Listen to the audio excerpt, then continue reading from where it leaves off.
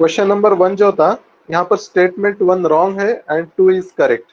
Okay, क्योंकि second Anglo war के time पे रंजीत सिंह नहीं था, he was dead.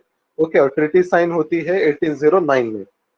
Second statement में most of the princely state supported the British rule and kept aloof or helped British like Nizam, Holkar, Kashmir ruler और Patiala. Okay. And question number 3 जो है, सात initiative recently seen in the news is related to the affairs of. Okay. So ये जो scheme है woman associated self help group के लिए। सात नाम के बहुत सारे स्कीम है, सात, साथी वगैरह। ओके, तो इसको याद नहीं करना है, बस जब भी इसका मेंशन आए तो लॉजिक पे इसको ऑन द स्पॉट सॉल्व करना है ऐसे स्कीम को, क्योंकि ज्यादा बड़ी स्कीम नहीं है। Okay, question number 4 regarding young Bengal movement consider the following statement. Young Bengal movement हम पढ़ते हैं सोशियो रिलीजियस रिफॉर्म मूवमेंट्स में वगैरह, इसका मेंशन आता है। हेनरी विवियन डेरोजियो, ये एक यूथ था, टीचर था, इसने इसको स्टार्ट किया था। सेकंड स्टेटमेंट भी करेक्ट है, एकदम जनरल स्टेटमेंट है, करेक्ट है। थर्ड स्टेटमेंट आप जब पूरा पढ़ोगे तो देखो लास्ट के बस दो वर्ड गलत है। It was launch for peasant cause दिया है। ओके, क्या ये पीजेंट के लिए मूवमेंट थी यंग बंगाल मूवमेंट? ये पीजेंट के लिए नहीं थी। It was against caste system, it was for human right, it was for equality to woman, it was against child marriage. ये सोशियो रिलीजियस रिफॉर्म मूवमेंट थी, ना कि पीजेंट कॉज के लिए थी। इसलिए स्टेटमेंट 3 हमारा रॉन्ग होगा। 1 और 2 करेक्ट है। ओके, किसी कोई डाउट? किसी कोई डाउट है तो आप पूछ सकते हो। मेरा आवाज आ रहा है ठीक से?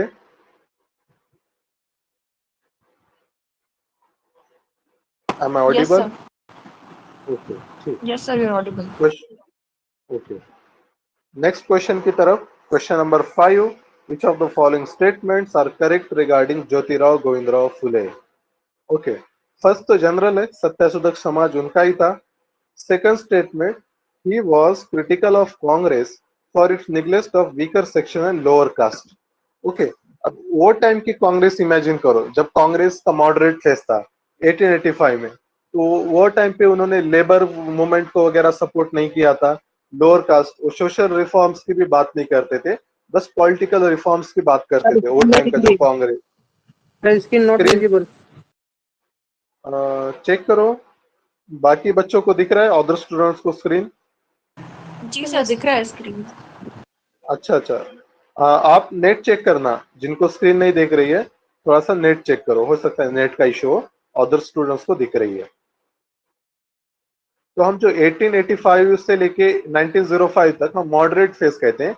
ये फेज में कांग्रेस का कैसा अप्रोच था? Prayer, petition, protest. तो ये लोग मतलब वीकर सेक्शंस और वर्कर्स और लोअर कास्ट, इनके लिए उतना काम नहीं किए थे उनके इंटरेस्ट में। सो ज्योतिबा फुले ने उनको क्रिटिसाइज किया था, तो ये सही है। अब इसके बाद देखो third statement, he was given title of Mahatma by M G Ranade. Okay, actually ये रॉन्ग है। एम जी रानडे नहीं थे, विठल कृष्णाजी वांडेकर, इन्होंने दिया था। इसको थोड़ा सा लॉजिक लगा के भी हम कर सकते हैं। ओके, कैसा लॉजिक लगाएंगे? क्वेश्चन नंबर 3 में देखो मैं जब सॉल्व कर रहा था तब मेरे दिमाग में ऐसा है कि मतलब ऐसा महात्मा वगैरह ऐसे जो टाइटल्स रहते हैं जनरली लोग देते हैं, कई सारे लोग मिलके, कोई एक विलेज मिलके, एक पर्सन जनरली नहीं देता है, इसलिए मैं इसको रॉन्ग किया था। और अगर आप 3 को इलिमिनेट कर देते हो तो फिर आपका आंसर आ जाता है 1, 1 एंड 2, तो 1 और 2 करेक्ट है। ठीक है, इसके बाद वाला जो क्वेश्चन है ये बहुत ही फैक्चुअल क्वेश्चन है। ठीक है, इसको टेंशन नहीं लेना है, बस मतलब इसको एक बार पढ़ लो, जो करेक्ट आंसर है वो देख लो। तो ये जो प्रिंटिंग प्रेस के बारे में स्टेटमेंट्स दिए हैं बहुत सारे, जो स्टेटमेंट 1 है, the printing press in India was introduced by Dutch, तो not by Dutch but by Portuguese, याद रखना पोर्तुगीज प्रिंटिंग प्रेस लेकर आए थे। Second, the first book publish in India was James Augustus Hickey, तो अगस्टस हिक्की ने first newspaper publish किया था, फर्स्ट बुक नहीं थी उसकी। ओके, तो इसलिए वो रॉन्ग हो गए। सी तो करेक्ट है, पहले डी पढ़ लेते हैं फिर सी पढ़ेंगे। डी में क्या बोला है? The first printing press by English East India company was set up at Bombay in early 18th century. Early 18 नहीं, 1684, मतलब एंड ऑफ 17th सेंचुरी तभी लेकर आए थे। और जो स्टेटमेंट सी है ये करेक्ट है। First attempt to publish newspapers in India were made by disgruntled employees of East India Company who sought to expose malpractices of private trade।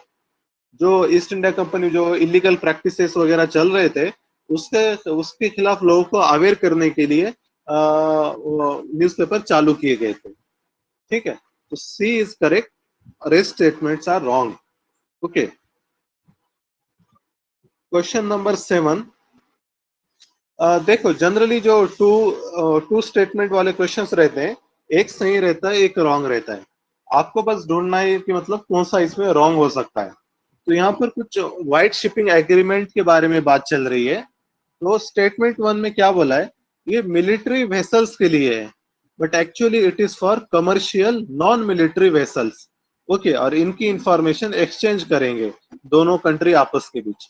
And second statement is correct, it is signed between India and Oman। Okay, statement 2 correct है, first wrong है। अब वहां एक के पास इतना ही लिख देना, बस मिलिट्री को सर्कल करके for non military vessels. Okay, ज्यादा एक्सप्लेनेशन लिखना नहीं क्वेश्चन पेपर में, बस जितना रॉन्ग हुआ है उतना ही पार्ट देख के आगे बढ़ना। अब यहाँ पर क्या पूछा है क्वेश्चन नंबर 8 में, which of the following leaders were associated with peasant movement. जो फार्मर्स राइट्स के लिए जो मूवमेंट चले थे तो उनके लिए किसने काम लिया है। ऐसे क्वेश्चंस में इंक्लूसिव अप्रोच ले सकते हैं। एनजी रंगा और स्वामी सहजानंद सरस्वती, ये दो नाम हमको पता रहते हैं क्योंकि स्वामी सहजानंद सरस्वती फाउंडर थे ऑल इंडिया किसान सभा के, और एनजी रंगा उसके चेयरमैन सेक्रेटरी थे। ओके, और गौरी शंकर मिश्रा ये भी एक लीडर है, ही फाउंडेड यूपी किसान सभा इन 1918। इसका आंसर जो आएगा हमारा 8 का डी आएगा आंसर। ओके, आगे बढ़ते हैं 9। अब देखो अलीगढ़ मूवमेंट और देवबंद मूवमेंट दोनों में डिफरेंस है। दो मोटे पॉइंट याद रखना। Aligarh movement which was led by sir Syed Ahmad Khan, ये क्या कहती थी, मॉडर्न एजुकेशन की बात करती थी। Muslim should take modern education and secure government job. Deoband school क्या कहता था, देवबंद स्कूल इस्लामिक एजुकेशन को प्रमोट करता था। देवबंद स्कूल मदरसा बनाई इन्होंने, और अलीगढ़ मूवमेंट ने कॉलेजेस वगैरह बनाए, अलीगढ़ यूनिवर्सिटी बनाई। दूसरी चीज क्या थी, अलीगढ़ मूवमेंट कहता था कि मुस्लिम should not participate in political activities of INC. Political activities में इन्होंने पार्टिसिपेट नहीं करना चाहिए, बल्कि ब्रिटिश को सपोर्ट करे और गवर्नमेंट जॉब सिक्योर करे। देवबंद स्कूल का ऐसा नहीं था। देवबंद स्कूल कहता था कि मतलब मुस्लिम ने अपने इंडिया की आजादी के लिए लड़ना चाहिए और कांग्रेस में पार्टिसिपेट करना चाहिए। ओके, तो ऐसा था। अब ये दो अगर हमको चीजें मालूम हो गई तो ये क्वेश्चन हमारा हल हो जाएगा। 1 और 2 दोनों भी यहाँ पर राइट है। इसका आंसर आएगा सी, बोथ 1 and 2। ओके, कोई डाउट किसी का? आवाज आ रही है मेरी? यस सर, क्लियर है सर। ओके, ठीक है। अब आगे बढ़ते हैं question number 10। With reference to Poshan Vatika initiative consider the following. देखो करंट अफेयर क्वेश्चन है, दोनों स्टेटमेंट यहाँ पर सही है। Plantation of nutritional and herbal trees to improve nutritional security, और दूसरा ये इनिशिएटिव है मिनिस्ट्री ऑफ आयुष का। Okay, so both 1 and 2 are correct है। Next question 11, reciprocal exchange of logistic agreement. ये किस लिए है, किसके बीच में साइन हुआ? हमने क्या किया, यूएसए के साथ हमने लीमोआ, कॉमकासा, बेका ये एग्रीमेंट साइन किए जो मिलिट्री लॉजिस्टिक एक्सचेंज के लिए वगैरह हैं। ठीक है, इससे पर रशिया क्या होगा, नाराज होगा इंडिया पे, हम इतना करीब जा रहे हैं यूएसए के, इसलिए। तो फिर क्या हुआ, इंडिया ने ऐसे एग्रीमेंट रशिया के साथ भी साइन किए, और उसमें से एक agreement RELOS reciprocal exchange of logistic agreement ये था। ओके, सो 11 का आंसर आएगा D. Next question number 12, regarding Tipu Sultan कुछ स्टेटमेंट दिए गए हैं। अब याद रखना तीनों स्टेटमेंट यहाँ पर सही हैं। टीपू सुल्तान ने फर्स्ट टाइम रॉकेट का यूज किया था, लैंड रेवेन्यू सिस्टम रिवैम्प किए थे, इरिगेशन एग्रीकल्चर इंफ्रास्ट्रक्चर को भी प्रमोट किया था। देखो ये तीनों स्टेटमेंट, कोई भी अच्छा किंग जो रहेगा ना वो मतलब ये सही रहे, तो स्टेटमेंट 2 और 3 इसमें तो काम वो करेंगे ही। ओके, क्योंकि वो टाइम पे लैंड रेवेन्यू ये major source of state income था। ओके, जैसा अभी जीएसटी वगैरह रहता है, वो टाइम लैंड रेवेन्यू पे सब स्टेट का रेवेन्यू मैक्सिमम आता था। ओके, तो यहाँ पर D is the answer, all the 3 statements are correct. Question number 13, तो इसमें क्या पूछा गया है, 2 स्टेटमेंट है regarding central bank digital currency. RBI जो डिजिटल करेंसी इशू करने वाला है उसके बारे में। तो obvious it is a electronic record वगैरह, ये तो रहेगा ऑफिशियल करेंसी। ई रूपी is voucher based digital payment system backed by Indian rupee, क्योंकि सेंट्रल बैंक इसको इशू कर रहा है ना, तो इसको बैकिंग भी रहेंगी, इसलिए इसका आंसर आएगा both 1 and 2। Okay, current affair है। अब इस साल बजट में गवर्नमेंट में अनाउंस किया ना कि हम ई रुपया लॉन्च करेंगे, और इसी तरीके से जो क्रिप्टो करेंसी वगैरह ऐसे जो डिजिटल इनकम है उसको 30% टैक्सेशन रेट लगाया गया है। ओके, नेक्स्ट क्वेश्चन 14, यहाँ पर न्यूज़पेपर और रीजन मैच द पेयर से पूछा है। ओके, तो इंडियन मिरर, राष्ट्रगोफ्तर, केरला पत्रिका, ये तीनों पेयर सही हैं। ओके, बहुत ही फैक्चुअल क्वेश्चन है। देखना जो आ रहा है राष्ट्रगोफ्तर तो हमको पता रहता है, क्योंकि वो रहनुमाई माजदाइन, ये जो पारसी रिफॉर्म एसोसिएशन थी, तो उन्होंने पब्लिश किए थे, और पारसी लोग तो महाराष्ट्र में ही थे ज्यादा, बॉम्बे प्रेसिडेंसी में। तो 2 इज करेक्ट। केरला पत्रिका ऑब्वियस है, साउथ में रहेंगी, तो 3 इज आल्सो करेक्ट। अब 1 पे थोड़ा सा दिक्कत हो सकती है, but 1 is also correct. Indian Mirror Bengal से। क्वेश्चन नंबर 15, कॉर्नवालिस के कंटेक्स्ट में क्वेश्चन पूछे गए हैं। कॉर्नवालिस का एक याद रखना, इससे पुलिस रिफॉर्म लेकर आए थे। उसने क्या किया था, जमींदार के जो पुलिस के पावर थे, पहले जमींदार के पास ही लॉ एंड ऑर्डर की ही पावर रहती थी, उसने वो पावर को निकाला और पुलिस स्टेशन बनाए, which will be headed by दरोगा। दरोगा थानेदार जिसको बोलते हैं, दरोगा उसको लीड करेगा। और इसने ही एसपी की पोस्ट इसने ही बनाई थी, लॉर्ड कॉर्नवालिस ने। इससे पहले लॉर्ड हेस्टिंग था, उसने कलेक्टर की पोस्ट बनाई थी, रेवेन्यू कलेक्शन करेगा, और कॉर्नवालिस ने एसपी की पोस्ट बनाई। कॉर्नवालिस ने बहुत सारे रिफॉर्म्स लेकर आए सिविल सर्विस में, इसलिए इसको father of civil services in India भी कहा जाता है। कॉर्नवालिस को क्या कहते हैं, father of civil services in India. लिख लेता हूं मैं यहाँ पे।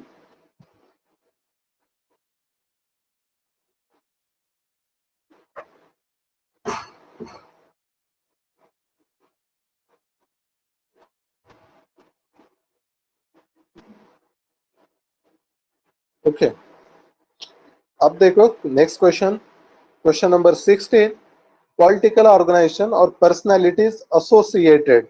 यहाँ पे ध्यान देना, कभी कभी क्या पूछेगा, फाउंडर पूछेगा। फाउंडर अलग रहेगा, पर्सनालिटीज एसोसिएटेड अलग भी रह सकते हैं।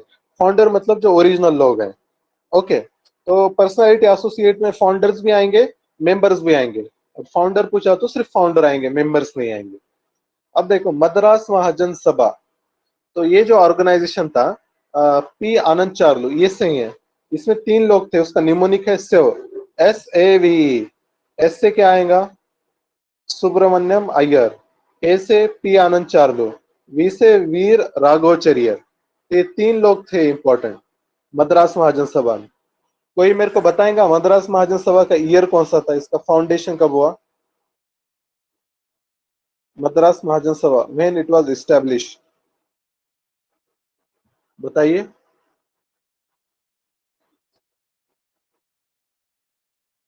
इसका एस्टेब्लिशमेंट होता है 1884 में, याद रखना।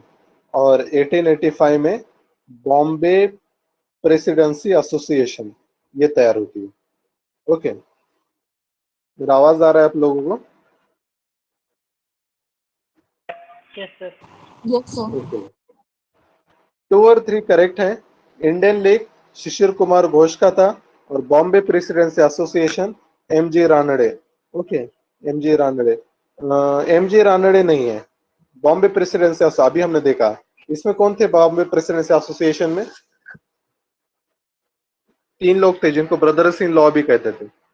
बॉम्बे प्रेसिडेंसी एसोसिएशन, बदरुद्दीन तैयब जी, फिर फिरोज शाह मेहता और केटी Telang.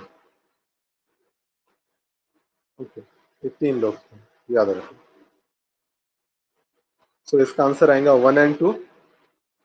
Next question 17। In the where did the Dutch establish their first factory? Dutch का जो फर्स्ट फैक्ट्री है वो मछलीपट्टनम में था। ओके, ब्रिटिश का सूरत में था, डच का मछलीपट्टनम में, फ्रेंच का भी सूरत में ही था, और पुर्तगीज का Cochin. Okay, question number 18 regarding Indian university act. तो 1904 में एक्ट आया था लॉर्ड कर्जन के पीरियड में, और लॉर्ड कर्जन ने इसको फ्रीडम ऑफ स्पीच वगैरह सप्रेस करने के लिए लाया गया था। वो क्या बोलता था, यूनिवर्सिटी में क्या है, रिवॉल्यूशनरी तैयार हो रहे हैं, तो उसने वहां पे कर्व लाने के लिए, वहां का सिलेबस कंट्रोल करने के लिए ये एक्ट लेकर आया था। इससे पहले उसने एक कमीशन बिठाया था, उसको रैले कमीशन कहते हैं, और उसके रिकमेंडेशन पे इंडियन यूनिवर्सिटीज एक्ट लेकर आया गया। तो first is correct, Raleigh commission ये सही है। सेकंड स्टेटमेंट रॉन्ग है। सेकंड स्टेटमेंट उसने मतलब वो जो एफिलिएशन के रूल्स जो थे इसको रिलैक्स नहीं किया था, बल्कि और स्ट्रिक्ट किया था। इसका आंसर आएगा A1 ओनली।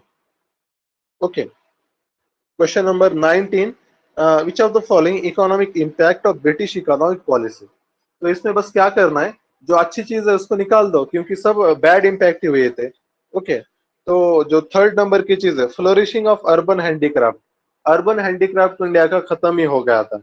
ओके, तो इसलिए 3 इज रॉन्ग, उसको निकाल दो, तो आपके पास 1 and 2 बचेगा, A and D। 2 is correct. Okay, management वगैरह वो सारे ये लोगों ने लेकर आए थे, रिफॉर्म्स भी लाए थे, तो 2 is correct. 1 and 2 will be the answer. Okay, याद रखना इसको। Question number 20। तो देखो, पैसेज है तो पहले ऑप्शन पढ़ो, फिर उसका पैसेज रीड करो। ओके, रीड करो पैसेज फिर से।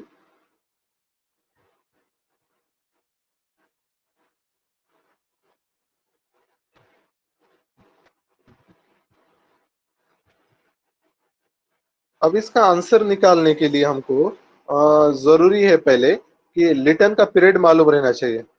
लॉर्ड लिटन कब था? लॉर्ड लिटन बताइए कोई। 1776 से 80। 1876 to 1880। ओके, ये पीरियड में कर्जन था, सॉरी लिटन था, याद रखो। और ये टाइम पे इसने क्या किया, सिविल सर्विस का जो एज था 21 से हटाकर 19 कर दिया। वो टाइम पे SN बैनर्जी बहुत एक्टिव थे, SN बैनर्जी। और ये खुद भी एक सिविल सर्वेंट थे, बाद में रिजाइन दे दिए।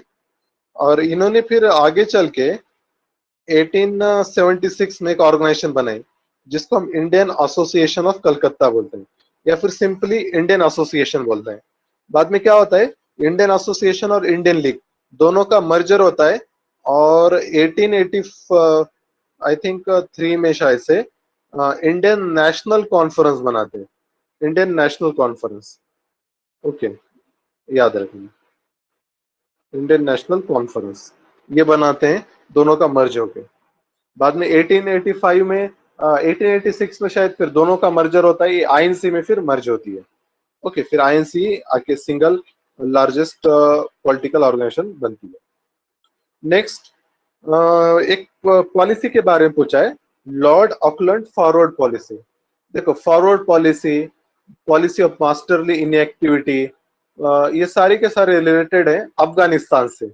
ओके, लॉर्ड ऑकलैंड का फॉरवर्ड पॉलिसी क्या है, वो बोलता था कि अफगानिस्तान में जाके इंडिया का मतलब ब्रिटिश का रूल वहां पे स्टैब्लिश करना चाहिए, पॉलिटिकल कंट्रोल, तो उसको फॉरवर्ड पॉलिसी कहते हैं।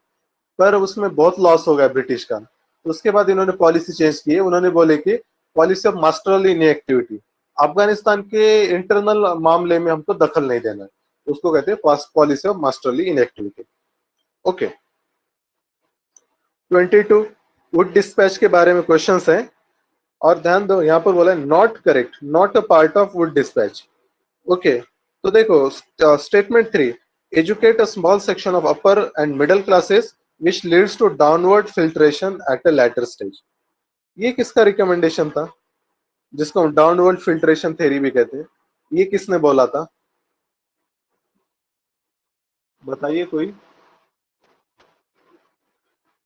मकौले हाँ, लॉर्ड मैकॉले, जो मैकॉले मिनट हम कहते हैं, लॉर्ड मैकॉले मिनट, मिनट मतलब उसका रिजोल्यूशन था वो 1835 में। इसने बोला था कि हम सिर्फ अपर क्लास और मिडिल क्लास के एक स्मॉल सेक्शन को एजुकेट करेंगे। अब ये लोग ओवर द पीरियड जाके मतलब पुअर को मास एजुकेशन ये लोग करेंगे। इसको डाउनवर्ड फिल्ट्रेशन थ्योरी कहते हैं, पर वुड डिस्पैच ने इसको रिजेक्ट किया।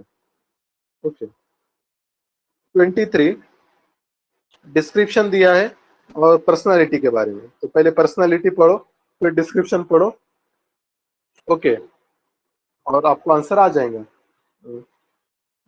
स्वामी दयानंद सरस्वती, इन्होंने आर्य समाज की स्टैब्लिशमेंट की थी। बैक टू वेदास वगैरह इन्होंने कहा था। शुद्धि मूवमेंट, घर वापसी, इनका ही था। ओके, तो इसका आंसर है स्वामी दयानंद सरस्वती। 24 इंस्टीट्यूशंस और फाउंडर और associated person.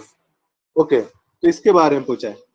Asiatic society of Bengal, William Jones सही है। विलियम जोन्स और साथ में वारन हेस्टिंग्स, ये दोनों भी थे वो टाइम पे। वारन हेस्टिंग गवर्नर जनरल था। बनारस संस्कृत कॉलेज, तो ये बनाया था जोनाथन डंकन ने। और उसके बाद जो हिंदू कॉलेज इन कलकत्ता है, ये राजा राम मोहन रॉय और डेविड हेयर, ये दोनों मिलके बनाते हैं। यहाँ पे लीड रोल डेविड हेयर का है, Raja Ram Mohan Roy plus David Hare. Raja Ram Mohan Roy ji, इनका और एक कॉलेज था जिसका नाम था वेदांत कॉलेज। वेदांत कॉलेज कलकत्ता में बना था। और हिंदू कॉलेज इन कलकत्ता, इसमें भी उन्होंने हेल्प किए थे। और वारन हेस्टिंग ने एक मदरसा बनाया था, उसका नाम क्या है? कलकत्ता मदरसा, वारन हेस्टिंग का। Okay, 25 regarding group of 24। Okay, एक डेवलपिंग कंट्रीज का अलायंस है। It is acting as a pressure group. ये क्या करेगा, डेवलपिंग कंट्रीज जो है, India, Pakistan, China, African countries, इनके लिए मतलब आवाज उठाएगा और इनके फेवर में ट्रीटीज करवाएगा। ओके, तो इसका जो आंसर है ए ओनली है। साउथ एशिया के बहुत सारे कंट्रीज इसका मेंबर है, सिर्फ इंडिया नहीं। इंडिया, बाकी कोरिया, चाइना, ये सारे लोग इसके मेंबर्स। ओके, तो 25 का आंसर है ए। 27 पैसेज फिर से दिया गया है। तो इन इंडिगो रिवोल्ट के बारे में उन्होंने प्ले लिखा है ऐसा बोल रहा है। और साथ में उनका न्यूज़पेपर है वो पर्सनालिटी से एसोसिएटेड, हिंदू पैट्रियट। ओके, तो ये बहुत ही फैक्चुअल है, सब याद नहीं रखना। ये आंसर है इसका हरिश्चंद्र मुखर्जी। पर इससे रिलेटेड एक पीवाईक्यू था। इंडिगो रिवोल्ट पे और एक प्ले भी लिखा गया था जिसका नाम था नील दर्पण। ओके, और ये जो प्ले है नील दर्पण, ये लिखा गया था दीन बंधु मित्र। नाम याद रखना, दीन बंधु मित्र। जनरली जनरली मित्र, बैनर्जी, टैगोर, ये सरनेम जो है वेस्ट बंगाल के हैं, याद रखना। Chatterjee, Banerjee, Mukherjee, Mitra. Okay, next question 27। Farrukh Siyar ने एक फरमान इशू किया था ब्रिटिश ईस्ट इंडिया कंपनी को, आप ड्यूटी फ्री ट्रेड कर सकते हैं इंडिया के मतलब कोई भी पार्ट में, बंगाल में, बिहार में, और आप पर से कोई टैक्स नहीं लिया जाएगा। तो ये इसने ऐसा फरमान दिया था। इसको Magna carta of British east India company भी कहते हैं, फरूख सियार के फरमान को। तो इस कंटेक्स्ट में ऊपर के दोनों स्टेटमेंट सही हैं। इसको रीड कर लो एक बार, दोनों स्टेटमेंट सही हैं।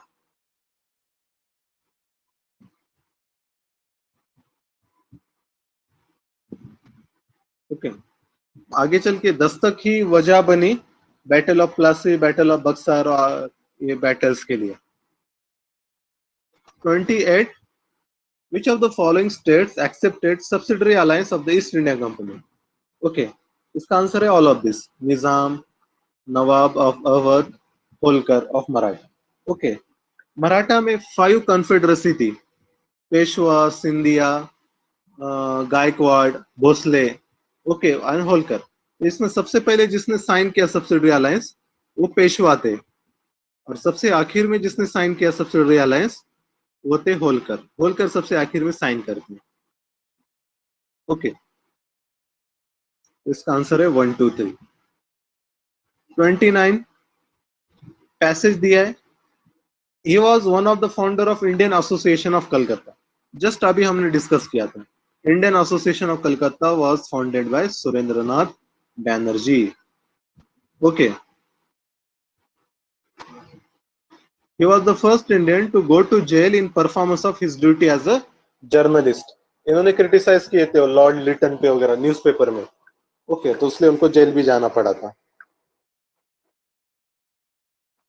सबको आवाज आ रहा है? कोई डाउट वगैरह हो तो पूछो. ठीक है. 30 in the context of Dalit movement during the colonial era, Adi Hindu movement in 1922 was launched by. Okay, इसका आंसर है स्वामी अच्युतानंद. अब देखो, अब ऐसे बहुत सारे ऑर्गेनाइजेशन बॉडीज हैं. अब इतना ज्यादा सिग्निफिकेंट नहीं है, तो इसको मतलब ज्यादा रटते नहीं बैठना है. बस एग्जाम में आ गया, आ रहा है तो सॉल्व करो, नहीं तो छोड़ दो. जब भी आप क्वेश्चन पेपर देख ले तभी इसको पढ़ना है. ऐसे इसको बार बार रिवाइज करने की भी जरूरत नहीं है, क्योंकि ऐसे बहुत ऑर्गेनाइजेशन है, उतना ज्यादा सिग्निफिकेंट नहीं है. ओके, तो इसको लाइटली लेना है. 31 अनेक्सेशन ऑफ अवध के बारे में पूछा है. 1857 में जो होता है. It was annexed under the Governor Generalship of Lord Dalhousie on the ground of misgovernance. बराबर है. Wajid Ali Shah was the ruler of Awadh at that time. ये भी सही है. ओके, जो बाद में 1857 में जो रिवोल्ट होता है ना, तब सबसे ज्यादा पार्टिसिपेट अवध के लोग करते हैं वहां पे. और जो अवध की क्वीन थी Begum Hazrat Mahal, she was the wife of Wajid Ali Shah. Okay, वो लीडर की एक रोल प्ले करते हैं वहां पे, ये याद रखो. अवध के बारे में डलहौसी ने कहा था, a cherry that will fall in our mouth one day. Okay. 32 question. In the context of political development in pre Congress era consider the following. अब कांग्रेस से पहले के पॉलिटिकल डेवलपमेंट के बारे में पूछा है उसने. 3 स्टेटमेंट है, रीड करो. बस ढूंढना है तुमको कि कौन सा स्टेटमेंट रॉन्ग है.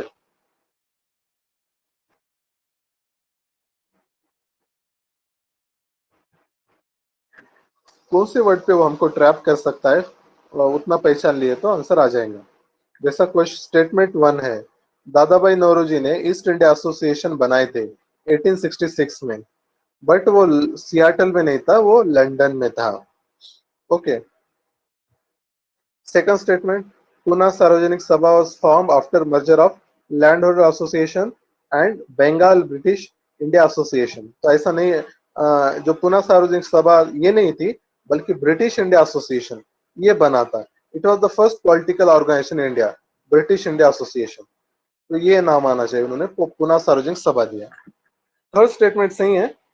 वो Gajulu Lakshmi Narayan Shetty was led to formation of Madras native association.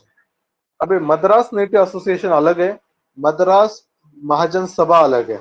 Okay, जो हमने ऊपर देखा था वो मद्रास महाजन सभा थी, जिसका सेव निमोनिक था. सेव 3 लोग थे उसमें. ओके, याद रखो. 33 आईटेक के बारे में पूछा गया है. CR Das was the first president of ITEC. No, not CR Das, but Lala Lajpat Rai was the first president of All India Trade Union Congress, which was established in 1920. Congress at its Gaya session 1922 welcome formation of ITEC. Okay, second correct है, first wrong. 34. अब ये देखो, ये simple question है. Spectrum के book में दिया गया है सीधा, social religious reform movements. Shri Narayan गुरु, इनका स्लोगन था one religion one cast one God for Mankind. इनके जो डिसाइपल थे सहदारन अयप्पन, इनके बारे में याद रखना. इन्होंने क्या कहा पता है? No religion, no religion, no god, no caste. ये इनका स्लोगन था सहदारन अयप्पन का. ओके, याद रखो. 35 regarding pledge movement launch during Indian freedom struggle. एक प्लेज मूवमेंट चली थी, मतलब इसमें कसम दिलाई जाती थी लोगों को कि आप XYZ टास्क नहीं करेंगे, तो उसके बारे में दिया है। The movement pledge for conducting widow remarriage, उसके लिए नहीं था, ये चाइल्ड मैरिज प्रोहिबिट करने के लिए, मतलब कोई भी चाइल्ड मैरिज नहीं करेगा, जो ऐसी कसम दिलाते थे। It was launch by Indian social conference, ये सही है। कोई बता सकता है मुझको who was the founder of Indian social conference? इसके फाउंडर कौन थे इंडियन सोशल कॉन्फ्रेंस के? बताइए कोई, एनीबडी?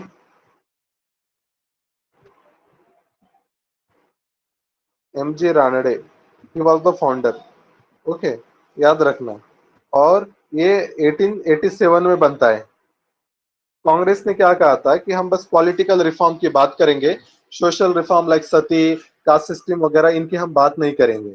तो फिर इसके लिए फिर नए से एक बॉडी बनाई जाती है, MG रानडे इसके लीडर रहते हैं। और इसका जो सेशन होता है, कांग्रेस का सेशन जहां पे होता है, वो होने के बाद उसके अगले दिन ही उसी जगह पे इसका सेशन रहता है। ओके, तो 1887 से स्टार्ट होता है, याद रखना। MG Ranade 2-1। 36 state food safety index, straight forward question है। इसका आंसर है फसाई, food safety and standard authority of India. Okay, कोई डाउट? ठीक। 37, हाँ कोई डाउट हो तो पूछ सकते हो। 37 रिगार्डिंग गुरुवायूर सत्याग्रह, दो स्टेटमेंट दिए हैं। अब देखो, अपने जो लोअर कास्ट के मूवमेंट हैं, ये मूवमेंट्स क्या है हमको पता रहना चाहिए। जैसा कि महात्मा फुले का सत्यशोधक समाज है, फिर अंबेडकर के 2-3 इनिशिएटिव्स हैं, जैसा बहिष्कृत भारत न्यूज़पेपर था, और दूसरे उनके ऑर्गेनाइजेशंस भी थे, मतलब जैसा शेड्यूल कास्ट फेडरेशन वगैरह ये बनाए थे, ऑल इंडिया मजदूर कॉन्फ्रेंस, ऐसा ये भी कुछ उन्होंने बनाई थी, ऑल इंडिया लेबर पार्टी। ऐसे ही साउथ में बहुत सारे मूवमेंट हुए थे, उसमें से एक मूवमेंट था टेम्पल एंट्री। टेम्पल एंट्री के लिए मूवमेंट चले साउथ इंडिया में खास तौर पे। ओके, तो उसमें जैसा है, एक तो हो गया आपका गुरुवायूर, दूसरा एक फेमस है वाईकोम, वाईकोम सत्याग्रह, एक है गुरुवायूर, और एक हुआ है, तो नाम याद नहीं आ रहा अभी उसका। ऐसे साउथ में 3 मूवमेंट है, वाईकोम गुरुवायूर। SNDP। हाँ, तो गुरुवायूर देखो, हाँ SNDP का एक था, मेरे को नाम याद नहीं आ रहा है, वो बहुत पहले हुआ था। गुरुवायूर, वाईकोम, ठीक है। तो ये जो गुरुवायूर और जो वाईकोम, ये दो मूवमेंट है, इट वाज लेड बाय के केलप्पन। ओके, के केलप्पन वहां के गांधीवादी एक्टिविस्ट थे, उनको केरला के गांधी भी कहा जाता है। ओके, तो स्टेटमेंट 1 क्यों रॉन्ग है? क्योंकि ये टेम्पल एंट्री मूवमेंट है, not for to allow untouchable to fetch water for public wells. दूसरा, it took place in Bombay presidency, not Bombay presidency, it took place in Madras presidency. Okay, ये याद रखो। तो 37 का है A, neither 1 nor 2। 38 climate action and finance mobilisation dialogue, current affair का है, jointly launch by India and United States of America. Okay, इतना so serious मत लो, बस करेक्ट आंसर देख लो, आगे बढ़ो। सिमिलर टाइप का क्वेश्चन, विष्णु निक्स नेपचुनी, ये क्या है बोलो? इसका आंसर है सी, an extent genus of otters. Otters एक स्पीशीज है, उसका जीनस है वो। Okay, next question, Indian council act 1861, ये एक्ट्स बार बार रिवाइज करना, ये बार बार बोलते हैं हम, जैसा चार्टर एक्ट 1774, 1773, पिट्स एक्ट 1784, फिर जो गवर्नमेंट ऑफ इंडिया एक्ट है 1813, 33, 53 और 58 का एक्ट, 61 का एक्ट, 91 का एक्ट, 1909, 1919, 1935 और इंडियन इंडिपेंडेंस एक्ट 1947। बार बार इसको रिवाइज करना है, और जो लक्ष्मीकांत का फर्स्ट चैप्टर है उसमें सब दिया है। ओके, यहाँ पर देखो statement 1 and 2 are correct, statement 3 is wrong. It import the council to discuss financial matters and budget. ये जो पावर टू डिस्कस वगैरह जो थी ये लगभग 1909 में आई थी. ओके, डिस्कशन 1909 और 1891 में. 1891 में क्वेश्चन वगैरह आप पूछ सकते हैं, डिस्कशन कर सकते हैं. ओके, 61 में नहीं आई थी. इसका आंसर है ए, 1 and 2 only. 41, precision guided sterile insect technique recently in the news is associated with. Okay, precision guided वगैरह जो है ना, ये डी है इसका answer. Controlling growth of mosquitoes using genetic engineering, इसके लिए डी याद रखना आंसर. 42, स्टैचे कमीशन, वुडहेड कमीशन, फिर और भी दूसरे हैं, मैकडोनल कमीशन, ये सारे के सारे हैं फेमाइन रिलीफ के लिए. Suggest preventive measures for famine relief. Okay, याद रखना. Strachey, Woodhead. स्टैचे कब आया था? ये around second half of 19th century आता है. Okay, Strachey commission, Woodhead commission, फिर एक लिटन के पीरियड में भी एक कमीशन बैठता है, वो भी याद रखना. और कर्जन के टाइम पे मैकडोनल आता है. कर्जन जब था, कर्जन के टाइम पे मैकडोनल. कर्जन के पीरियड में था.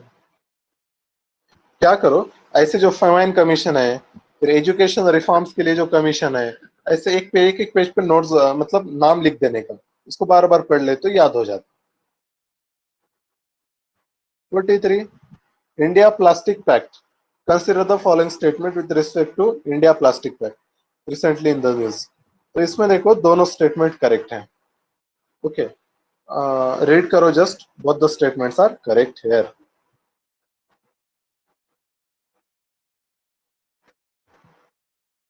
आगे बढ़ते हैं. 44, which of the following statement is not correct with respect to Singh Sabha movement. ये एक बड़ी मूवमेंट चली थी सिख पंजाब में 1873 में, to reform modernise Sikh. Okay, 1873 में. तो इसमें सारे स्टेटमेंट करेक्ट है, सिर्फ C is the wrong. It rejected modern western education. ऐसा नहीं था, it favoured modern education, western education to safeguard Sikh doctor for Sikh. उसको सिख के लिए उन्होंने मॉडर्न एजुकेशन फेवर किया था. और इसका ही ऑफशूट, इससे इंस्पायर होके बाद में अकाली मूवमेंट चली थी 1920s में. अकाली मूवमेंट. ओके, याद रखो. आगे बढ़ते हैं. 45, personalities and commonly known as. Okay, तो इसमें देखो 2 and 3 शायद हो सकता है हमको पता, 1 पे डाउट होगा. गोपाल हरि देशमुख को लोकहितवादी कहते थे और रामस्वामी नायकार को तो पेरियार कहते, सबको पता है.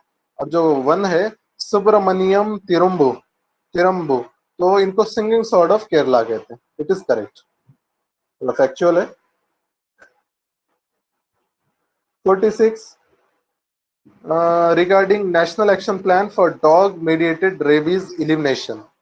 ओके, तो बस वो स्टेटमेंट पढ़ लो, बहुत ही फैक्चुअल क्वेश्चन है, दोनों स्टेटमेंट सही हैं.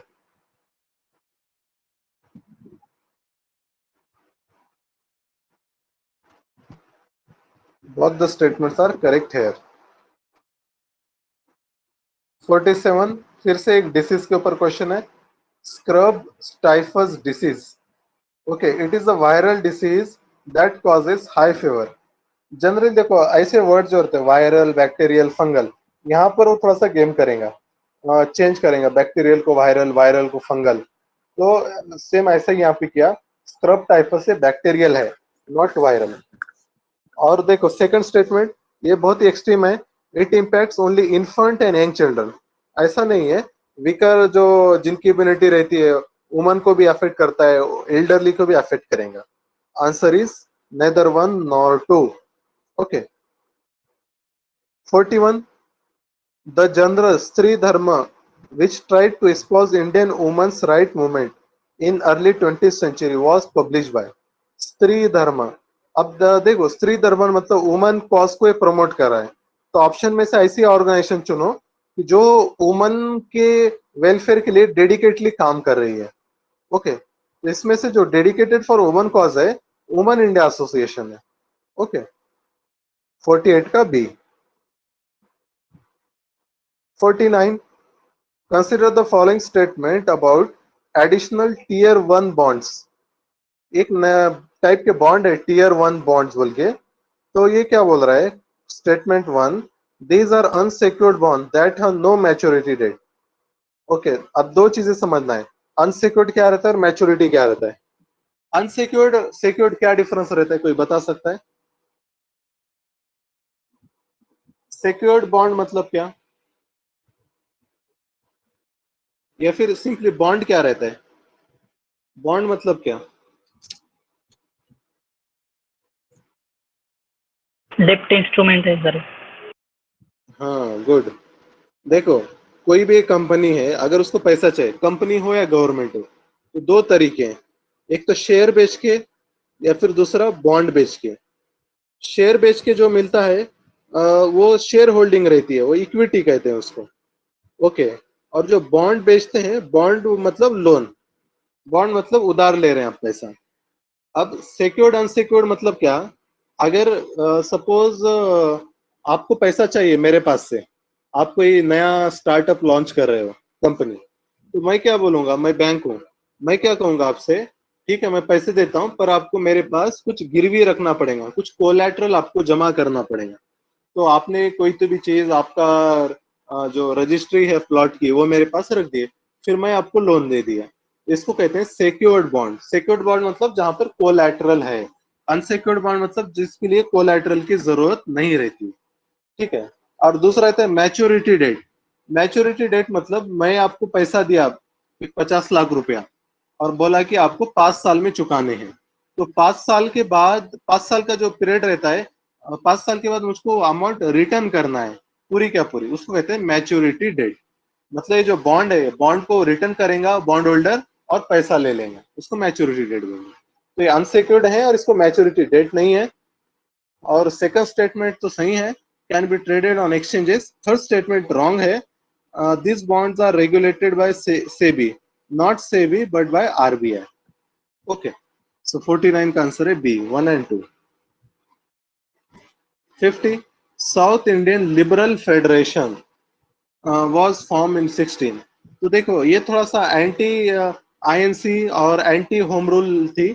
ये प्रो ब्रिटिश थे, मतलब ये इसलिए प्रो ब्रिटिश सपोर्ट करते थे क्योंकि इसमें जो ज्यादा जो थे नॉन ब्राह्मीण लोग थे, अदर कास्ट के, और ये बोलते थे अगर ब्रिटिश हैं, ब्रिटिश ही हमको जस्टिस दे सकते हैं, अगर इंडिया को पावर ट्रांसफर कर दिए तो क्या होगा, ब्राह्मण्स और अपर कास्ट के हाथ में पावर चली जाएंगी और वो लोग फिर से अनटचेबल को सप्रेस करेंगे. तो इसलिए वो लोग ब्रिटिश प्रो ब्रिटिश थे, तो उन्होंने कांग्रेस को भी अपोज किया, होम रूल को भी अपोज किया. Okay, answer is a, 1 only. Okay. 51. Chronology पूछा है उसने, एक्ट्स दिए हैं. Calcutta corporation act.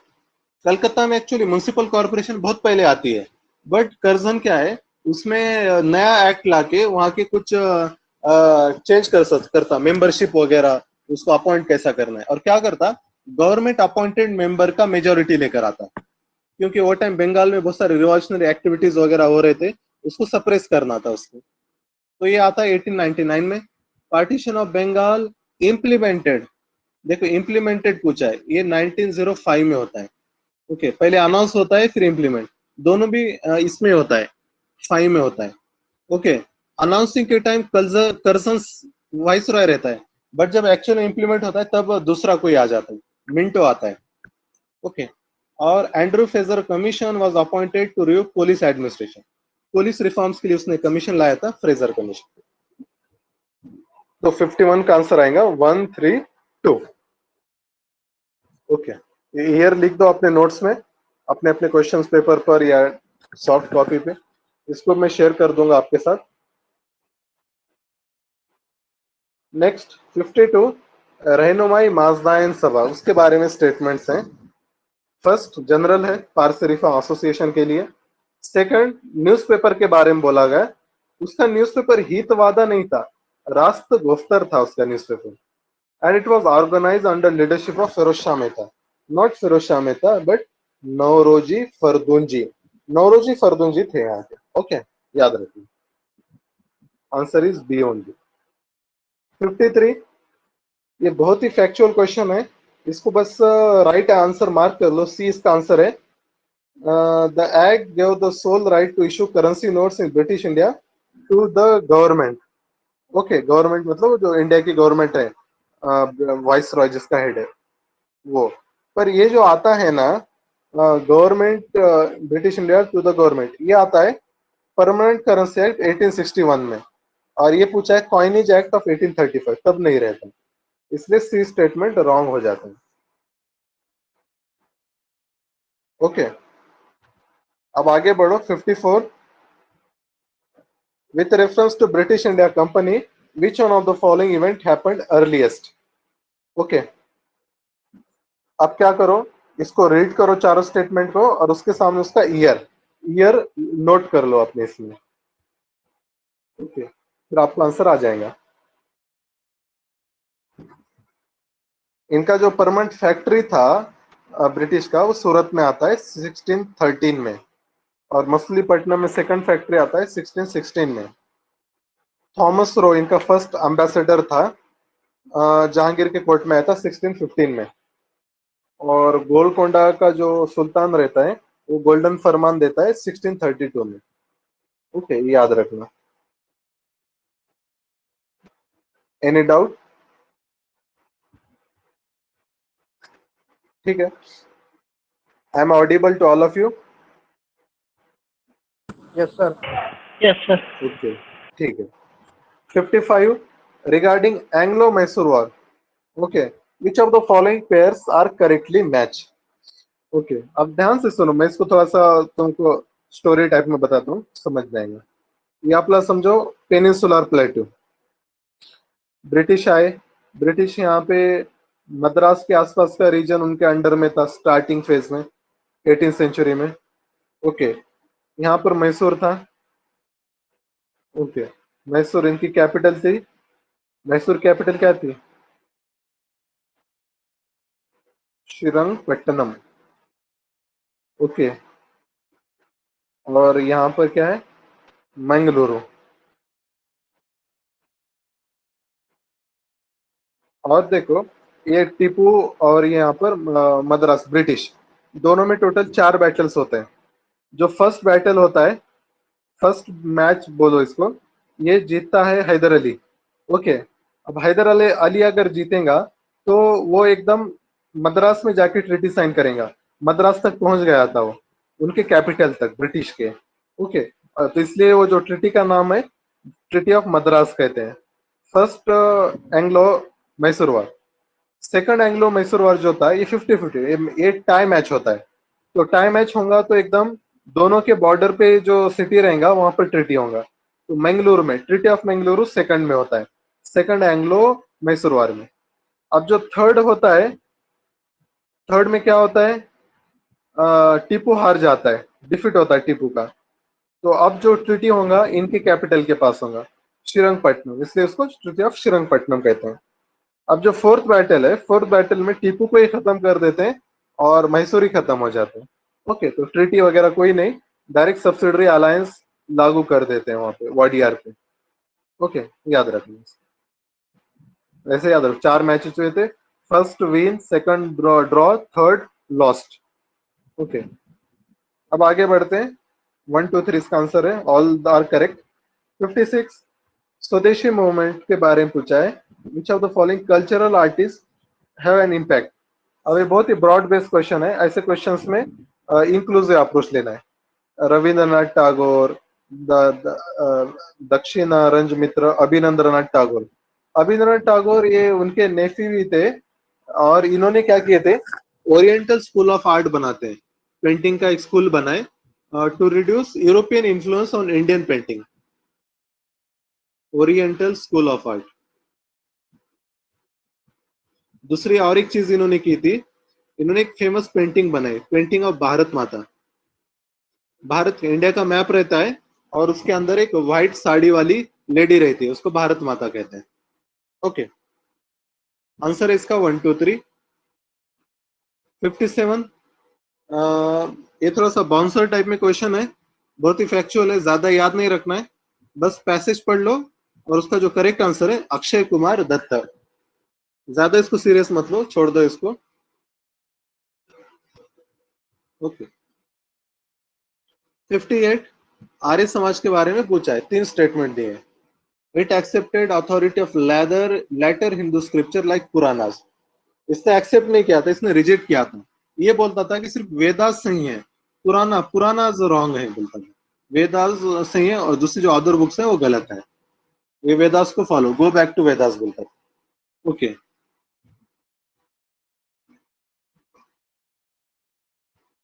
Next question statement 2 it supported idolatry polytheism.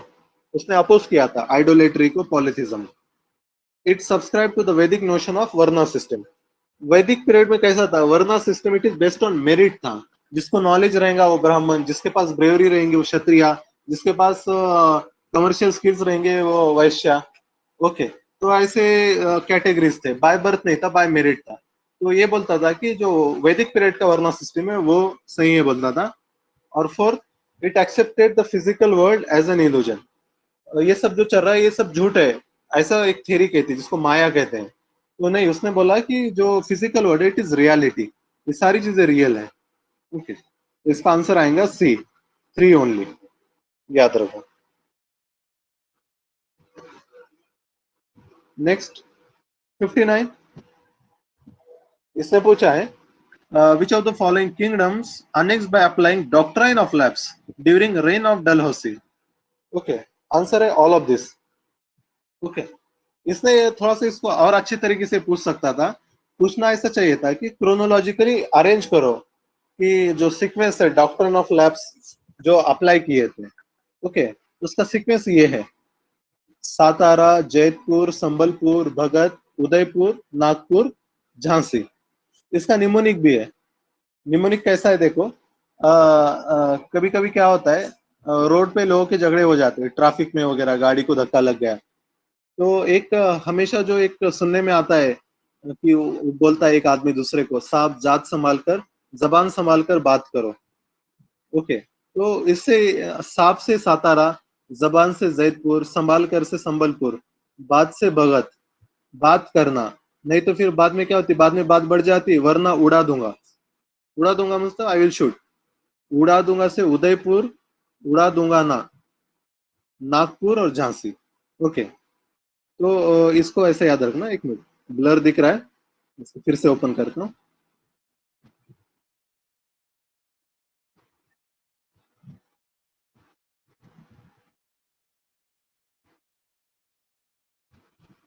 Okay तो ये जो आंसर है इसका 1 2 3 4 निमोनिक समझ में आया? निमोनिक समझ में आया आप लोगों को? Am audible? यस सर, समझ में आया। आया ना? हाँ, नींद तो नहीं आ रही? हेलो नहीं, समझ में आया सर। नहीं ओके ओके ठीक है चलो ध्यान से सुनना। आज ज्यादा टाइम नहीं लगेगा, हम जल्दी इसको खत्म कर देंगे। ओके दूसरा क्वेश्चन है 60 Curzon Kitchener controversy which led to resignation of Curzon. इसके बारे में पूछा है। देखो लॉर्ड कर्जन वाइसरॉय था इंडिया का, वो टाइम पे जो आर्मी जनरल था वो किचनर था। दोनों में थोड़ा सा डिफरेंस ऑफ ओपिनियन था। अभी अपने पास कैसा रहता है, मिनिस्ट्री ऑफ डिफेंस रहती है और आर्मी का अलग से रहता है, आर्मी जनरल वगैरह वो हेड है, सीडीएस समझो, चीफ ऑफ डिफेंस स्टाफ। तो वो टाइम पे जो किचनर था वो सीडीएस था। किचनर क्या बोलता था, जो डिफेंस मिनिस्टर है ना इसकी जरूरत नहीं, आर्मी का मैं इंचार्ज हूँ, डिफेंस मिनिस्टर क्यों आप अपॉइंट करते हैं? करजन बोलता था नहीं, डिफेंस मिनिस्टर रहना चाहिए। तो जो एग्जिस्टिंग डिफेंस मिनिस्टर था वो रिटायर हो जाता है, मतलब उसका पीरियड खत्म होता है, तो अब नया अपॉइंट करना था। तो करजन अपना नॉमिनेशन भेजता है और किसको, इधर सेक्रेटरी ऑफ स्टेट को। किशनर भी एक दूसरे आदमी को रिकमेंड करता है, इसको बनाओ बोलता। तो वो टाइम पे वो जो सेक्रेटरी ऑफ स्टेट था वो किचनर की बात मान लेता और किचनर का जो रिकमेंडेशन है उसको एक्सेप्ट करता, करजन वाले को रिजेक्ट करता। करजन इससे बहुत नाराज होता और बाद में रिजाइन कर देता। ओके तो ये वो कंट्रोवर्सी थी, करजन किचनर कंट्रोवर्सी इसको कहते हैं। नेक्स्ट 61 फिलोसॉफिकल सोसाइटी के बारे में, जो एनी बेजेंट वगैरह ये जो जिसके प्रेसिडेंट थे उसके बारे में पूछा है। तो देखो सेकंड 1 और 3 राइट है, second is wrong. It was founded by Annie Besant in the New York city in USA. Founder कौन थे थियोसॉफिकल सोसाइटी के? Was the founder?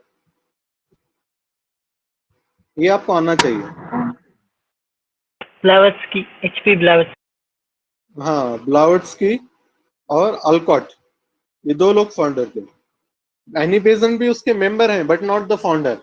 बाद में वो प्रेसिडेंट बनते हैं इंडिया में आने के बाद।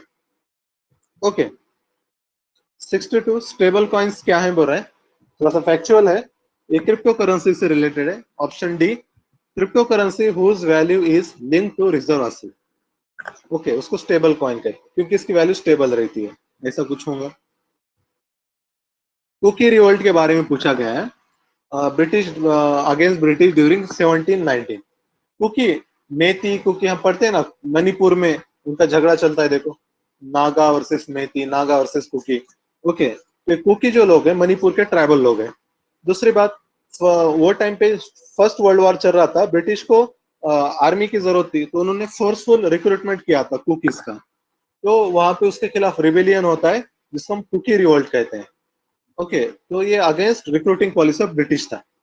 सेकंड थिंग, कुका रिवोल्ट भी हुआ है। कुका रिवोल्ट पंजाब में होता है। Okay, Kuki revolt Manipur.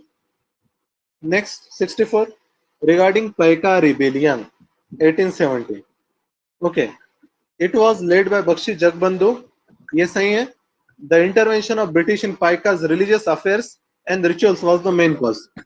तो ऐसा नहीं था, जो मेन कॉज क्या था, ये जो पाइकास थे, पाइका ये वो टाइप में मार्शल कम्युनिटी थी, वो आर्मी थी, वो लोकल जो जमींदार वहां की जो किंग था उसके आर्मी में काम करते थे।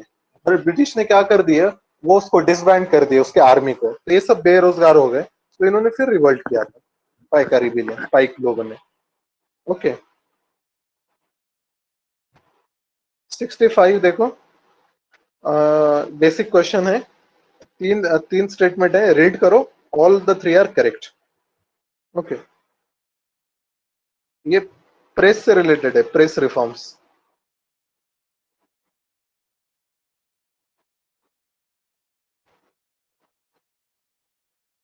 अब मुझको बताओ, who is called as liberator of press freedom in India? Liberator of press freedom किसको कहते हैं? हाँ, चार्ल्स मेटकाफ। चार्ल्स मेटकाफ को लिबरेटर ऑफ प्रेस कहा जाता है। ओके, आगे बढ़ते हैं। कलेक्टिव सिक्योरिटी ट्रीटी ऑर्गेनाइजेशन, इसके कंटेक्स में अभी पिछले साल वॉर चल रहा था अजरबैजान और आर्मेनिया के बीच में। ओके, तो वो कंटेक्स में न्यूज में था, आर्मेनिया, रशिया और सेंट्रल एशिया कुछ कंट्रीज हैं, इनका एक कलेक्टिव सिक्योरिटी एग्रीमेंट है। अगर कोई भी कंट्री पे बाहर से दूसरी कंट्री को आक्रमण करती है तो सारे मिलकर उसका जवाब देंगे। It is led by Russia, मतलब नाटो टाइप में है। तो इसमें यूरेशिया मतलब यूरोप और रशिया दोनों के बीच में का रीजन, वो सही है। और India is a member, India नहीं है इसका मेंबर। 66 का ए आएगा answer. Okay, 67 tribal rebellion associated leader, match the pair, factual question है, तीनों भी सही है, पढ़ लो उसको एक बार, तीनों भी सही है।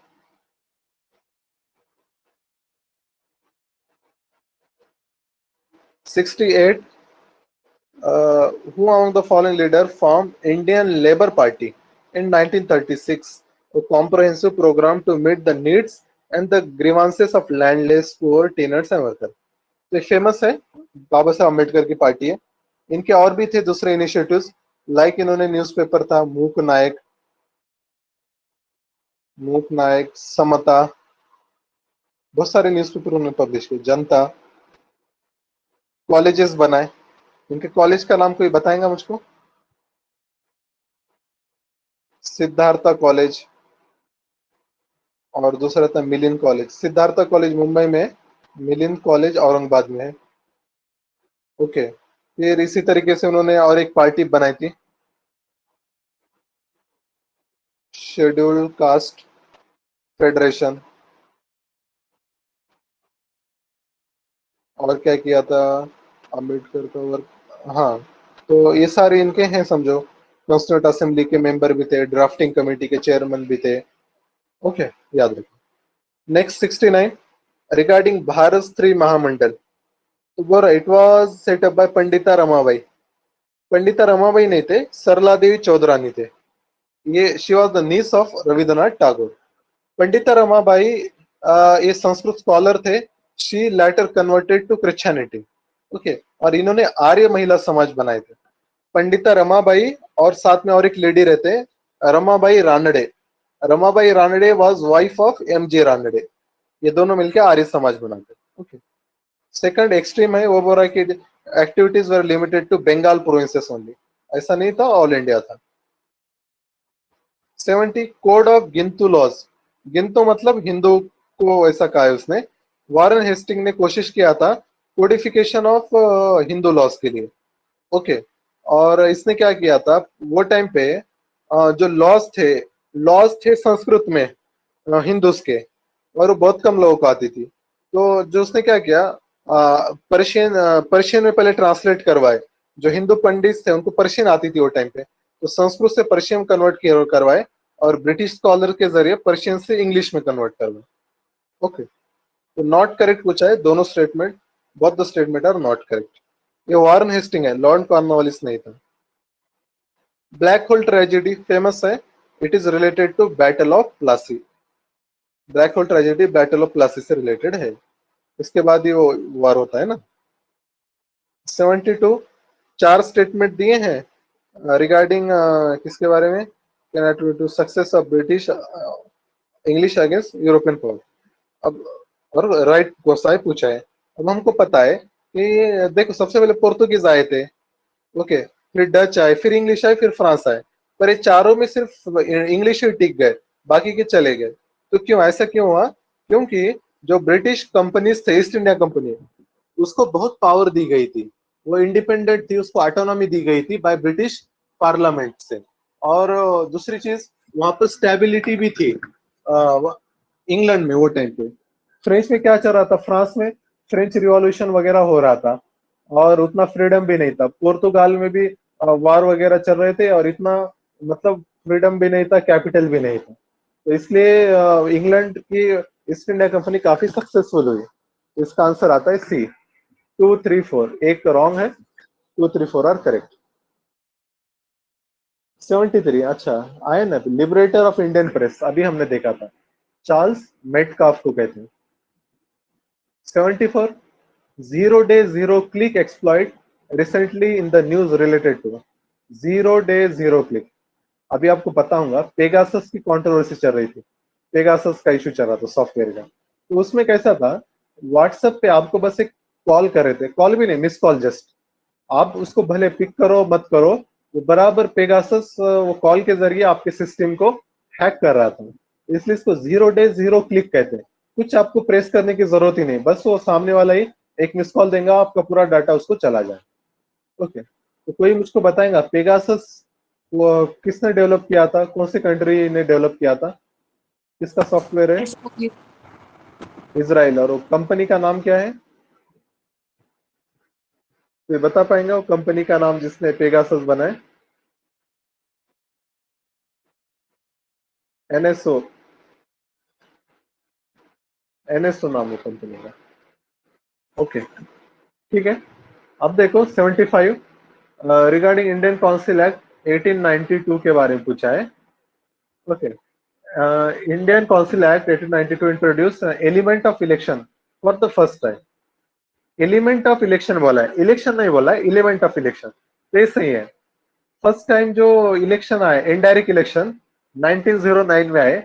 फर्स्ट टाइम अगर डायरेक्ट इलेक्शन पूछता है तो 1919 में, इनडायरेक्ट पूछता है तो 1909 में, एलिमेंट ऑफ इलेक्शन पूछता है तो Indian council act 1892. Okay. Element of election इसलिए कहते हैं क्योंकि उसने इलेक्शन ये वर्ड यूज ही नहीं किया था, पर इलेक्शन थे कुछ हद तक, पर वर्ड नहीं यूज किया था. ओके. और सेकंड स्टेटमेंट तो रॉन्ग है. Imperial were given the right to move motion. इसमें क्या होता है, जस्ट टू डिस्कस कर सकते हैं, डिस्कस करने का पावर दिए थे, मोशन वगैरह मूव करने का पावर नहीं था बजट को. सो आंसर है ए 1 ओनली. 76 कार्टा सिस्टम के बारे में. कार्टाज ये टाइप में एक हफ्ता या फिर प्रोटेक्शन मनी जिसको बोलते हैं, ये पोर्तुगीज लिया करते थे. जो शिप्स इंडियन ओशन में ट्रेड करना चाहते हैं उनको वो पैसा देना पड़ता था, प्रोटेक्शन मनी, पोर्तुगीज मर्चेंट्स को। तो उसको कहते हैं कार्टा सिस्टम्स। मुगल्स भी देते थे, उन्होंने बहुत डोमिनेंस बनाया था अपना। बाद में जब ब्रिटिश का राइज होता है तो ब्रिटिश उनको हरा देते हैं और अपना कंट्रोल जमा लेते हैं। 77 sir John Lawrence policy of masterly inactivity. अभी हमने देखा था policy of forward policy, masterly inactivity, ये थी अफगानिस्तान के कंटेक्स्ट में। 78 में वर्नाक्युलर प्रेस एक्ट के बारे में पूछा है। क्या पूछा है? Not correct, D statement not correct है। It was repealed by Indian press act 1910। ऐसा नहीं होता है, लॉर्ड लिटन के बाद लॉर्ड रिपन आते हैं और वो बहुत ही समझदार रहते हैं, वो रिपील करते हैं इसको 1882 में, vernacular press act. 79 charter act of 1813, कौन सा स्टेटमेंट करेक्ट है? The act for the first time allowed all British subject to trade with China. ऐसा नहीं था, ये monopoly of British India company abolish करता है, except trade with China and trade in tea. चाय और चाइना के साथ का जो ट्रेड है ये दो के अलावा का हटा देता है। सो एक रॉन्ग है, वो 33 में चला जाता है, पूरा ही खत्म होता है। और टू जो बोल रहा है, it followed a policy of non interference in religious and socio culture except from native Indians. ऐसा कब होता है? 1857 के रिवोल्ट के बाद, 58 के एक्ट में। 1830 वाला एक्ट उल्टा मिशनरीज को अलाउड करता है इंडिया में, बहुत सारे मिशनरीज फिर इंडिया में आते हैं। ठीक है, क्वेश्चन नंबर 18 देखो, Anglo Maratha Wars, treaty of बेसेन। तो ये जो ट्रीटी ऑफ बेसेन था, ये क्या था? एक टाइप का सब्सिडरी अलायंस सिस्टम था पेशवा के साथ। तो यहाँ पर 1 और 3 करेक्ट है, 2 स्टेटमेंट रॉन्ग है। क्योंकि निजाम भी क्या था, ब्रिटिश से अलाइड थे ना, और ब्रिटिश मराठा निजाम से चौथ लिया करते थे। तो वो ट्रीटी के टाइम उन्होंने, ब्रिटिश ने कहा कि आप जो चौथ ले रहे हो अब आप नहीं ले सकते, आपको उसको रिवोक करना पड़ेगा, हम आपको अलाउ नहीं करेंगे चौथ लेने, क्योंकि निजाम हमारा फ्रेंडली स्टेट है। तो सेकंड रॉन्ग है, 1 and 3 are correct. Military reforms के लिए ब्रिटिश रूल में कौन से कमीशन बैठे थे? तो बस ये नाम याद रखो, Peel commission, Sandhurst committee, Ashley Eden commission, ये 3 कमीशन हैं। ओके, मेरा आवाज आ रहा है? I am audible? Yes, sir. Okay, 82 देखते हैं, regarding Swami Vivekananda, he founded Ramakrishna mission to interpret the teaching of Ramakrishna, सही है। Second, he disregarded the materialism of West and gave emphasis on spirituality of East। ऐसा नहीं, विवेकानंद क्या बोलते थे? materialism of West should be combined with spiritualism of East, दोनों का mix रहना चाहिए, ब्लेंडिंग की बात करते थे। और थर्ड जो स्टेटमेंट है, fundamental postulate of Ramakrishna mission is worship of God to service of humanity. उनका फेमस कोट है, service to man is service to God. Okay, तो 1 and 3 करेक्ट है, second is wrong. 83 Karshaka Sangams के बारे में पूछा है। कर्षक संगम मतलब ये फार्मर्स के लिए, संगम मतलब असेंबली, फार्मर जैसा वो किसान सभा है वैसा कर्षक संगम साउथ में। साउथ का एक ही ऑप्शन है, Malabar. Okay, 84 regarding viper mission, NASA का वाइपर मिशन है, ये मून की स्टडी करने के लिए है। ओके, और यहाँ पर दोनों स्टेटमेंट करेक्ट है, बोथ 1 and 2 आर करेक्ट है। Okay. 85, which of the following is not correct regarding forward policy of Lord Curzon? Okay, sorry, foreign policy of Lord Curzon. C क्या है? He rejected the realistic and common sense policy of Afghanistan। ऐसा नहीं था, वो बहुत border के मामले में वो बहुत समझदार था, उसने भी बोला था कि मतलब इंटरनल मामले में अफगानिस्तान के इंटरफेयर नहीं करना है, तो उसने वही पॉलिसी फॉलो किया। Okay, 86 battle of Saragarhi.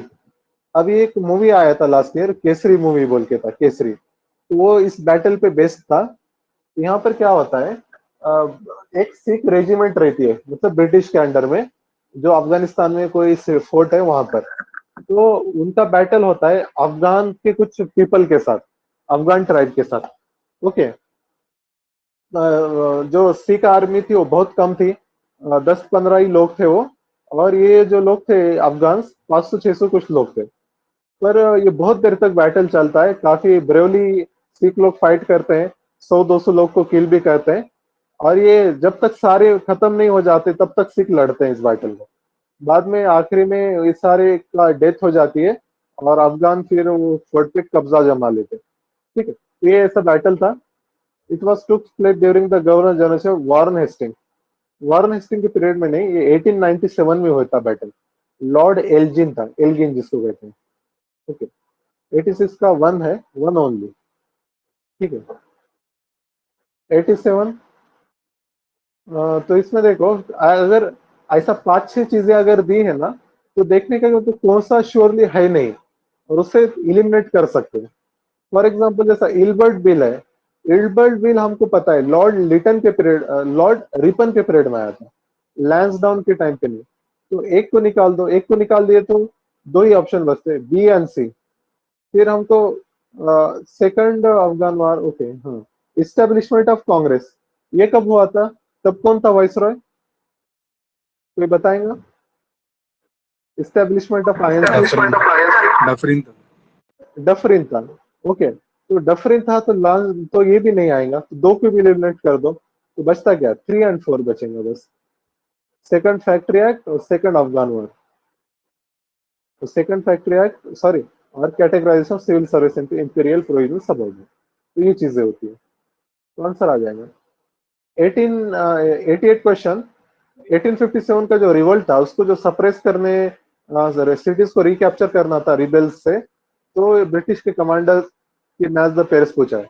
Delhi में निकोलसन और हडसन था, कानपुर और झांसी, झांसी में ह्यूग रोज था, हग रोज, और कानपुर में कोलिन कैंपबेल। तो कानपुर वाला याद रखो, के कॉलिन कैंपबेल कानपुर, ऐसा याद रखो, के। ह्यूज रोज ये याद रहता है, झांसी वगैरह उस पे सीरियल भी आया था। निकोलसन हडसन दिल्ली में रहता है। तो आंसर है अपना वन ओनली। 89 नॉट करेक्ट पूछा है, तो आंसर है regarding 1773 act. A council of 10 members was appointed to assist Governor General. 10 member नहीं, काउंसिल ऑफ 4 मेंबर्स। ओके, 4 लोगों वाली काउंसिल ऐड करते हैं, ओके, नॉट 10 मेंबर। और पिट्स एक्ट में वो एक मेंबर निकाल देते, 3 मेंबर ही रखते, आर्मी जनरल को निकाल देते। 90 Pitt's India act of 1784 consider the following. Okay, तो 3 स्टेटमेंट दिया है, एक सही है, established board of control to guide court of director, ये सही है। 2 that increase size of governor general council, increase नहीं है तो डिक्रीज करता, पहले 4 थी अब 3। The company lost the right of appointing and dismissing British official India, ऐसा नहीं होता है, ब्रिटिश ऑफिशियल्स को ही रहता है राइट। और ये कब जाता है मालूम क्या, ओपन कंपटीशन आया है 53 में, 53 का act open competition for civil service लेकर आते हैं। ओके, 91 शून्य कैंपेन, ये पोल्यूशन कंट्रोल के लिए लाई गई स्कीम है। One is correct. Second statement ministry wrong दिया है, ये इनिशिएटिव है नीति आयोग और रॉकी इंस्टीट्यूट का, इसका आंसर आएगा one only. 92 regarding Madras labour union, जो बहामन पिस्तुंजी वाडिया, बीपी वाडिया कहते हैं इनको, first president of Madras labour union, it was the first organised trade union in India, ये सही है। अब देखो, 3 चीजें हैं, आप हुआ तो इसको लिख लेना। अगर पूछता है first labour union in India, क्या है फर्स्ट लेबर यूनियन, वो है एनएम लोखंडे की, N M Lokhande, first labour union N M Lokhande, उसका नाम था Bombay mill hand association, Bombay mill hand association, नाम याद रखो लो। सेकंड थिंग है first labour union Bombay mill hand association, Bombay mill hand association, okay, N M Lokhande का रहते हैं। फिर उसके बाद first organise trade union, organise labour union, मतलब इसको फर्स्ट रजिस्टर्ड अगर यूनियन पूछता है तो ये मद्रास लेबर यूनियन है। और उसके बाद जो थर्ड है, आईटेक भी हम सुनते हैं, आईटेक क्या है पता है, आईटेक ट्रेड यूनियन कांग्रेस, मतलब जो अलग अलग ट्रेड यूनियंस रहेंगे हर इंडस्ट्री में, उनका यूनियन, ट्रेड यूनियंस का यूनियन, उसको वो आईटेक है नेशनल लेवल पे। ओके, तो ये याद रखना। गांधी जी ने भी एक अपनी लेबर यूनियन बनाई थी, कोई बताएगा? अहमदाबाद मिल वर्कर एसोसिएशन, ऐसा कुछ था। अहमदाबाद लेबर यूनियन, ऐसा कुछ तो भी उसका नाम है, याद रखना उसको। Okay, I am audible? Yes, sir. हाँ, ओके।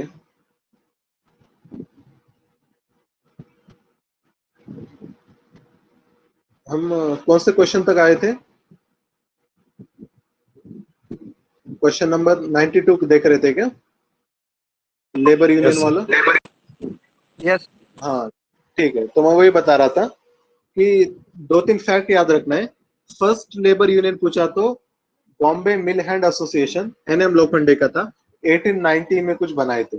ओके, फिर फर्स्ट ऑर्गेनाइज ट्रेड यूनियन अगर पूछ रहा है, फर्स्ट ऑर्गेनाइज लेबर यूनियन, तो वो है मद्रास लेबर यूनियन, क्योंकि ये लोगों ने रजिस्टर वगैरह प्रॉपरली, कमिटी वगैरह सब बनाई।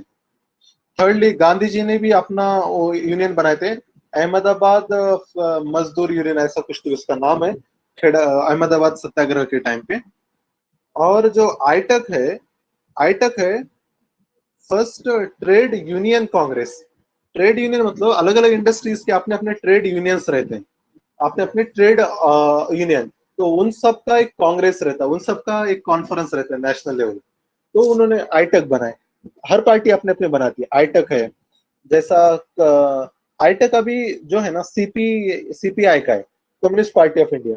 आईटक कांग्रेस का है INTUC, Indian National Trade Union Congress. Okay, इसको याद रखना। शिवसेना का भी है, भारतीय कामगार सेना, हर अपने अपने पार्टी के रहते हैं। ओके, 93 आजमगढ़ प्रोक्लेमेशन 1857, तो इसका आंसर है B, it laid down manifesto for rebels. Okay, इसको इशू किया गया था बहादुर शाह जफर ने, और वहां पे लोग को अपील की गई थी कि लोग यूनाइट हो, कास्ट बैरियर, रिलीजन बैरियर्स को भूल के सब लोग एकजुट से ब्रिटिश का मुकाबला करें, और प्रिंसली स्टेट भी साथ दे, इसलिए ये मतलब रखा गया था आजमगढ़ प्रोक्लेमेशन। आंसर इसका आएगा बी। नेक्स्ट 94, देखो डिस्क्रिप्शन दिया है, she was first woman graduate of Calcutta university and part of first all India women delegation. Okay, तो ये सारी चीजें दी हैं। तो ये थे कदम्बिनी गांगुली, याद रखो Kadambini Ganguly, she was the first woman to deliver speech at INC session 1889 में। Okay, 95 NFRA, national financial reporting authority के बारे में पूछा गया है, तो 1 and 2 are correct, third is wrong, it may take action against any functionary of a company, थोड़ा extreme दिया है, एनी फंक्शन ऐसा नहीं रहता है। ओके, लिमिटेड पावर रहती है, तो 3 रॉन्ग है, 1 and 2 are correct. 96 battle of Padmanabhan 1794 के बारे में पूछा है, it took place between Raja of Vizianagaram and the British, ये सही है, 1794 में बैटल हुआ था। Principal cause of this battle was British refusal to recognise Raja's adopted son as a heir। Issue adoption का नहीं था, इशू ये था कि वो लोग जो राजा से टैक्स लेते थे ब्रिटिश, उसका अमाउंट बहुत बढ़ा देते हैं, राजा उसको रिफ्यूज कर देता है, बोलता है हम नहीं देंगे, फिर ये बैटल होता है, फिर वो राजा को हरा देते हैं। विजयनगरम मतलब अभी का विशाखापट्टनम, वाइजैक जिसको कहते हैं। 97 रिगार्डिंग शंख लिपि इंस्क्रिप्शन, शंख, शंख जो सी शेल्स रहते हैं, शेल्स, उसको शंख कहते हैं, क्योंकि और ये ऐसी स्क्रिप्ट है, शंख लिपि स्क्रिप्ट है, इसमें शंख जैसे सिंबल्स यूज होते हैं। ओके, तो इसमें जो रॉन्ग है, डी रॉन्ग है, it is majorly found in inscription across south India, ऐसा नहीं है, ये नॉर्थ इंडिया में मिलता है शंख लिपि, आप नाम से भी देख सकते हैं, शंखा लिपि, लिपि वगैरह ऐसा वर्ड्स नॉर्थ में रहते हैं, Shankha. Okay, 98 which of the following is not correct regarding ryotwari system, तो यहाँ पर जो स्टेटमेंट सी है ये रॉन्ग है, tenancy decrease drastically in South India after introduction of ryotwari system. देखो पहले तो बात एक्सट्रीम है, ड्रास्टिकली वर्ड यूज किए, एक्सट्रीम है, ये इसको आपको पकड़ना है। सेकंड थिंग देखो क्या हुआ था, टेनेंसी मतलब क्या, कि मतलब जो एग्रीकल्चर वर्कर्स लेबरर्स रहते हैं, वो फार्मर कोई दूसरे के खेत पे काम कर रहे हैं, खुद का खेती नहीं है, दूसरे के खेत पे काम कर रहे हैं, उसको टेनेंट कहते हैं, भागीदार वगैरह। तो अब क्या होता है, रैयतवारी सिस्टम आती, रैयतवारी में तो फार्मर्स ही ओनर थे, डायरेक्ट फार्मर से कंपनी रेवेन्यू ले रही थी, टैक्स ले रही थी। तो होना तो ऐसा चाहिए कि फार्मर के पास ही लैंड रहना चाहिए, पर इशू क्या हो रहा था कि रेवेन्यू रेट ज्यादा था, प्लस वो डिमांड करते थे कैश में। वो टाइम पे इरिगेशन वगैरह नहीं था, प्रोडक्टिविटी कम थी, तो फार्मर्स की मतलब एल्ड कम आती थी, तो फार्मर्स क्या करते थे, मनी लेंडर से लोन लेते थे। मनी लेंडर बहुत ज्यादा टैक्स लगाएंगे, इंटरेस्ट लगाएंगे, और वो इंटरेस्ट इतना बढ़ जाता था कि आखिरी में उनको अपना लैंड मनी लेंडर को बेच देना पड़ता था। तो मनी लेंडर क्या करते थे, वो लैंड अपने नाम करवाते थे, और वहां पे वही फार्मर जो ओनर था, वो एज अ लेबरर बोल के काम करवाते उससे। ओके, क्लोज लेबर वगैरह ऐसा। तो टेनेंसी कम नहीं हुई थी, टेनेंसी तो उल्टा बढ़ गई थी। ओके, सेम इशू होता है परमानेंट में भी और अवध वो रेतवारी और महलवारी में भी सेम इशू होता है। 99 जोजिला टनल और जेमोर टनल, तो इसके बारे में कहाँ पे है? जोजिला टनल कनेक्ट करता है श्रीनगर को कारगिल से, याद रखो। ऐसे भी लास्ट टेस्ट पे भी हमने डिस्कस किया था, एक बनिहाल टनल है, पीर पंजाल टनल है, ये जम्मू को कश्मीर से कनेक्ट करते हैं। ओके, शिपकिला है, शिपकिला हिमाचल प्रदेश चाइना बॉर्डर पे, वहां से सतलज रिवर एंटर करती है इंडिया में। Okay, last question, world social protection report 2020-22 has been publish by, social protection वगैरह ऐसी जो चीज है आईएलओ पब्लिश करते हैं, इंटरनेशनल लेबर यूनियन ने इसको पब्लिश किया है। Okay, world social protection report. Okay, कोई डाउट आपका, कोई डाउट हो तो आप पूछ सकते हो। ओके, इसी क्वेश्चन में एनी डाउट, या फिर कोई दूसरा कोई रिलेटेड क्वेश्चंस है केस के रिगार्डिंग वगैरह, तो वो भी आप पूछ सकते हो।